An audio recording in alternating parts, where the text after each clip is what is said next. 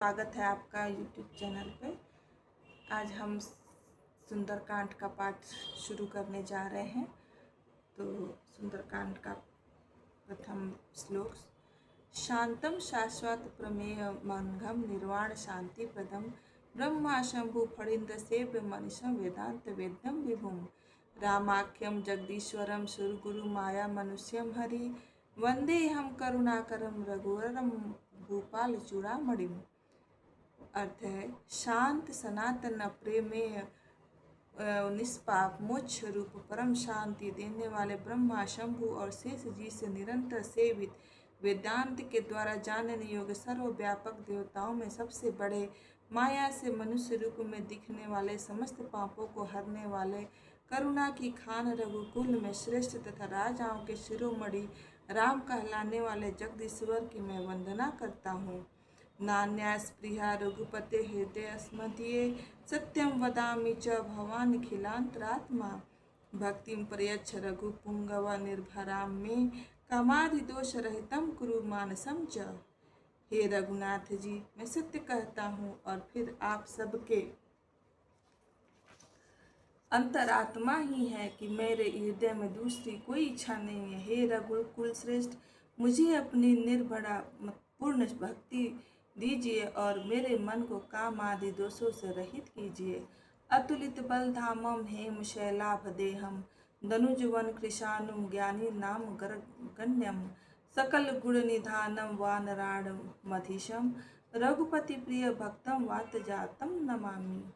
अतुल बल के धाम, सोने के पर्वत के समान कांति युक्त शरीर वाले दैत्य रूप वन के लिए अग्नि रूप, ज्ञानियों में अग्रगण्य, संपूर्ण गुणों के निधान, वानरों के स्वामी श्री रघुनाथ जी के प्रिय भक्त पवन पुत्र श्री हनुमान जी को मैं प्रणाम करती हूँ।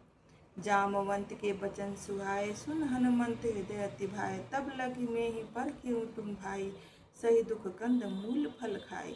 जामवान के सुंदर वचन सुनकर हनुमान जी के हृदय को बहुत ही भाए। हे भाई, तुम लोग दुख सहकर कंद मूल फल खाकर तक मेरी राह देखना। जब लगी आयो सीत ही देखी, होई काज मोहि हरस विशेषी, यह कही नाई सब नहीं कहूँ माथा, चले हरस ही धरि रघुनाथा। अर्थ है, जब तक मैं सीता जी को देख कर लौट न आऊँ काम अवश्य होगा, क्योंकि मुझे बहुत ही हर्ष हो रहा है। यह कहकर और सबको मस्तक नवाकर तथा हृदय में रघुनाथ जी को धारण करके हनुमान जी हर्षित होकर चले। सिंधु तीर एक भूधर सुंदर, कौतुक कोदि चढ़ऊ ताऊ पर, बार बार रघुबीर संभारी, तर्क उपमन तनय बल भारी।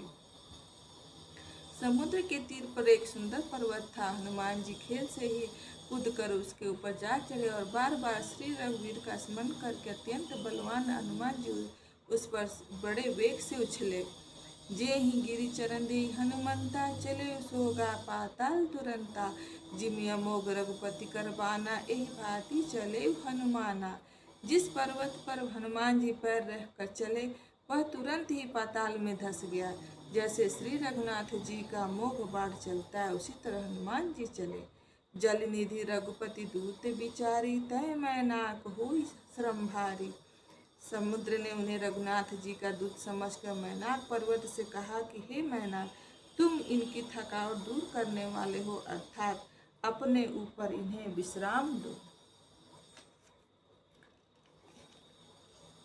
दुआ शुरू करते हैं। हनुमान ते ही पर साकर पुनि कीन प्रणाम, राम काजु कीन्हे बिनु मोहि कहाँ विश्राम। हनुमान जी उसे हाथ से छू दिया, फिर प्रणाम करके कहा, हे भाई, श्री रामचंद्र जी का काम किए बिना मुझे विश्राम कहा। जात पवन सुत देवन देखा, जाने कहूँ बल बुद्धि विशेषा, सुरसा नाम हिन कै माता, पठने आई कहीं ते ही बाता। देवताओं ने पवन सुत हनुमान जी को जाते हुए देखा। उनकी विशेष बल बुद्धि को जानने के लिए उन्होंने सुरसा नामक सर्पों की माता को भेजा। उसने आकर हनुमान जी से यह बात कही, आजु सुरन मोहि दीन आहारा, सुनत बचन कहा पवन कुमारा, राम काज कर फिर मैं आओ, सीता कही श्रुति प्रभु ही सुनाओ। आज देवताओं ने मुझे भोजन दिया। यह वचन सुनकर पवन कुमार हनुमान जी ने कहा, श्री राम जी का कार्य करके मैं लौट आऊं और सीता जी की खबर प्रभु को सुना दूं। तब तब वदन पैठयहु आई, सत्य कहूँ मोहि जाने दमाई। कहुनेहु जतन दे नहीं जाना, ग्रस सीने मोहि कहे हनुमाना। तब मैं आकर तुम्हारे मुंह में घुस जाऊंगा, तुम मुझे खा लेना। हे माता, मैं सत्य कहता हूँ, अभी मुझे जाने दो। अभी जब किसी भी उपाय से उसने जाने नहीं दिया, तब हनुमान जी ने कहा, तो फिर मुझे खा न लो। जो जन भरते ही बदन बदन पसारा, कपतन कीन दुगुन विस्तारा। सो रह जो जन मुख ते ठयऊ, तुरत पवन सुत बत्तीस भयऊ। उसने योजन भर मुंह फैलाया, तब हनुमान जी ने अपने शरीर को उससे दूना बढ़ा लिया। उसने 16 योजन का मुख किया, हनुमान जी तुरंत ही 32 योजन के हो गए। जस जस सुरसा बदन बढ़ावा, दास धुन कपि रूप देखावा। सत जो जन ते ही आनन कीना, आति लघु रूप पवन सुत लीना। जय जय जैसे जैसे सुरसा मुख उनका विस्तार बढ़ाती थी, वह हनुमान जी उनका उसका दूना रूप दिखलाते थे। उसने 100 जन मुख किया, तब हनुमान जी बहुत ही छोटा रूप धारण कर लिए। बदन पैठे पुनि बाहर आवा, मांगा विदाता ही सिरुनावा।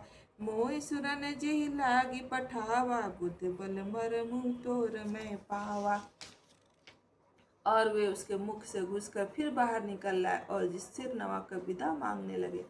उन्होंने कहा, मैंने तुम्हें बुद्धि बल का भेद पा लिया, जिसके लिए देवताओं ने मुझे भेजा था। इस प्रकार सुंदरकांड का प्रथम दोहा समाप्त होता है।